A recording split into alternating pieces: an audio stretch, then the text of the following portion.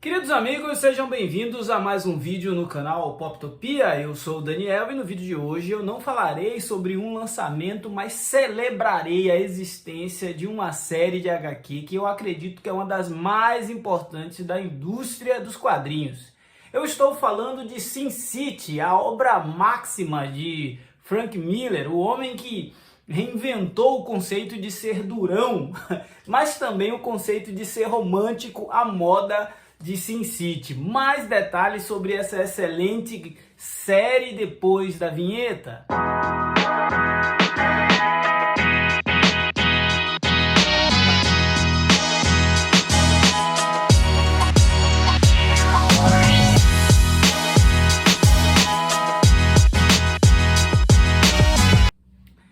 Sin City é um trabalho do Frank Miller lá do começo dos anos 90, onde ele roteiriza, ilustra, cria, desenvolve alguns dos personagens mais marcantes, pelo menos para mim, né?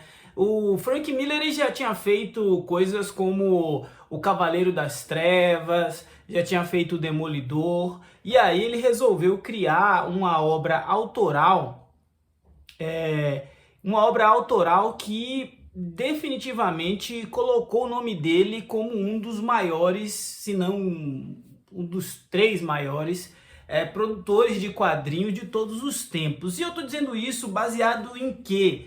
Baseado na simplicidade e na genialidade da série Sin City. Não bastasse tudo que ele tinha feito antes, ele vai lá e resolve fazer uma série autoral com características policialescas, com características no ar. E essa série Sin City chegou aqui no Brasil pela primeira vez lá pela editora Globo. Essa ediçãozinha aqui, ó, que eu tenho em mãos, que já tá com a lombada amarelada, surrada, lá do longínquo ano de 1996. Lembrando que Sin City começou a sair lá nos Estados Unidos por volta de 93, 94.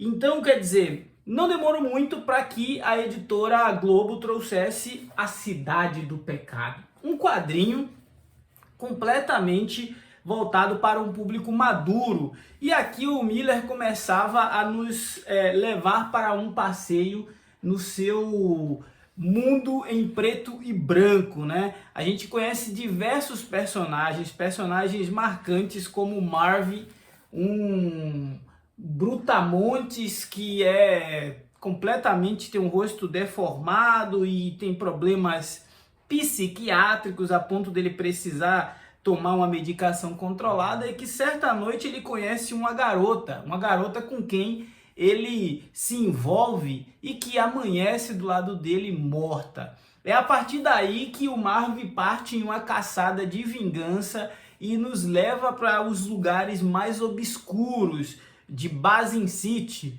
o nome oficial da cidade do pecado, Sin City. E a partir dessa história a gente vai conhecer política, conspiração, a corrupção policial, que é uma das marcas registradas de Frank Miller nessa série.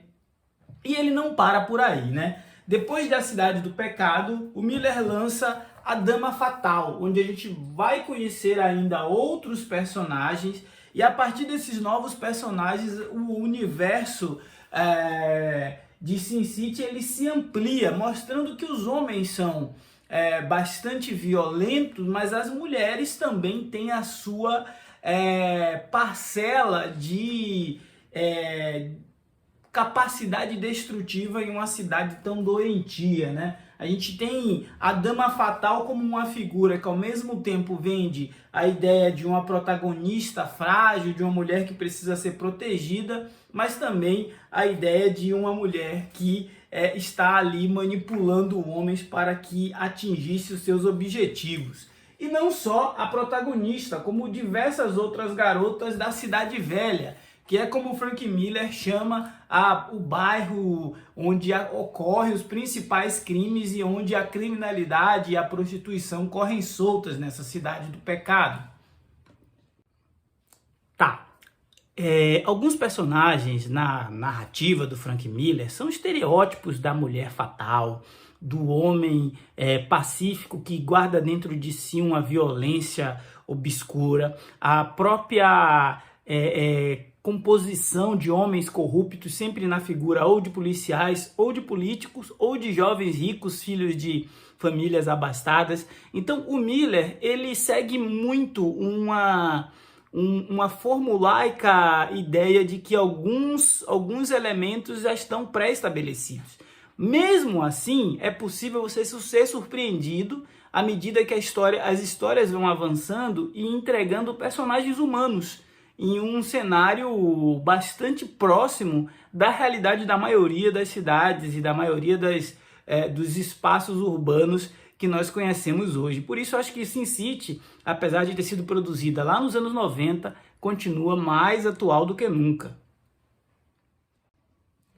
Algumas características de Sin City se repetem a cada novo volume, como nesse aqui, A Grande Matança. Novamente, a gente vê um cara que está lá pessimista com a sociedade, pessimista com o seu estado existencial, que se depara com uma mulher que está em alguma situação de perigo, e a partir desta situação de perigo ele se coloca como seu protetor, ou seu vingador. A masculinidade dos personagens de Frank Miller, seja o Marv, seja o Dwight, ou seja mesmo aqueles que ele coloca como os grandes vilões, os policiais corruptos, são um retrato em preto e branco do que é ser bom ou mal na cabeça de um americano. Aqui o Frank Miller ele nos entrega uma narrativa que mistura romance, que mistura ação, com muita dose de ação e bastante reviravolta,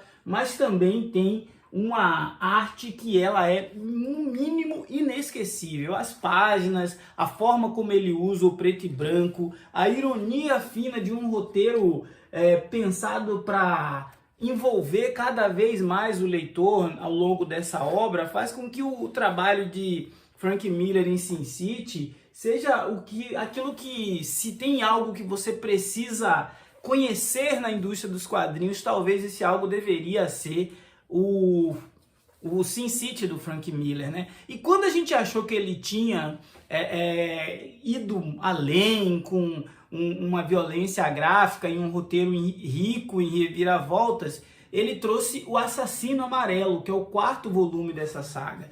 E o que tem de novidade no Assassino Amarelo? Mais uma vez a gente vai ver um homem maduro vingando ou procurando proteger uma jovem indefesa. No entanto, a grande sacada do Frank Miller aqui é promover uma revolução narrativa em uma obra que ele já tinha conseguido atingir assim públicos diferentes, né? Graficamente, a Sin City já tinha distanciado o Miller dos super-heróis da Marvel e da DC, porque ele produziu tudo isso em preto e branco, mas ele conseguiu mostrar que a capacidade criativa dele era muito maior do que aquilo que a gente era capaz de imaginar. E aí o Miller tem essa sacada que é a simplicidade e a genialidade ao mesmo tempo. O personagem título, que é o Assassino Amarelo, é o único personagem colorido em uma HQ completamente em preto e branca. Essa leitura, essa diferenciação do personagem dá à trama todo um ar de filme de suspense, de terror, e ao mesmo tempo permite que o leitor perceba que é uma história em quadrinho que tem muita possibilidade narrativa, né? Então eu não estou falando muito nem da história, porque as histórias do Frank Miller, elas em algum momento, elas meio que parecem repetitivas, mas os episódios de Sin City, eles são tão independentes quanto se completam entre si. É óbvio que você pode ler cada uma das 7 HQs independente da ordem e você vai ter uma experiência de leitura. Mas se você ler na ordem e se você ler todas, você vai ter uma compreensão muito melhor dessa obra. A trajetória de Sin City no Brasil já passou por 3 editoras, né? Desde o formatinho da Pandora Books, eu digo formatinho porque era um tamanho menor do que os tamanhos da editora Globo. A Globo foi lá e fez no padrão americano, ou seja, já tivemos 2 editoras. A casa oficial, por assim dizer, de Sin City no Brasil é a editora Devir, que está lançando agora uma edição comemorativa dos 30 anos dessa série, com capa dura. Eu mantive as minhas em capa cartão. E para te ajudar a entender um pouco sobre esse universo, ele começa com Sin City, a Cidade do Pecado. O segundo volume é A Dama Fatal. O terceiro volume é A Grande Matança. O quarto volume fica por conta de O Assassino Amarelo, e é o meu favorito. Depois você tem A Noite da Vingança, que é muito bom também. Aí vem uma antologia de especiais, que é o Balas, Garotas e Bebidas. E finaliza com De Volta ao Inferno. Acontece que esses quadrinhos ganharam, inclusive, novos títulos agora para essa edição de 30 anos. Mas o que eu quero te dizer é que é uma coleção que vale muito a pena, e se você está procurando um material adulto para ler do Frank Miller no auge e que está muito longe de ser uma história em quadrinho de super-herói, eu te recomendo conhecer Sin City. Dica de colega, não veja os filmes, vai primeiro para os HQs e depois, se pintar curiosidade, dá uma olhada nos filmes que fizeram. Esse foi o Poptopia de hoje. Nós falamos sobre Sin City, uma das principais graphic novels produzidas por um dos maiores nomes da história dos quadrinhos, Frank Miller. Se não for inscrito, se inscreva, ajude esse canal a crescer e ganhar relevância nesta concorrida plataforma. Afinal, falar de gibi é sempre bom. Um forte abraço e até a próxima!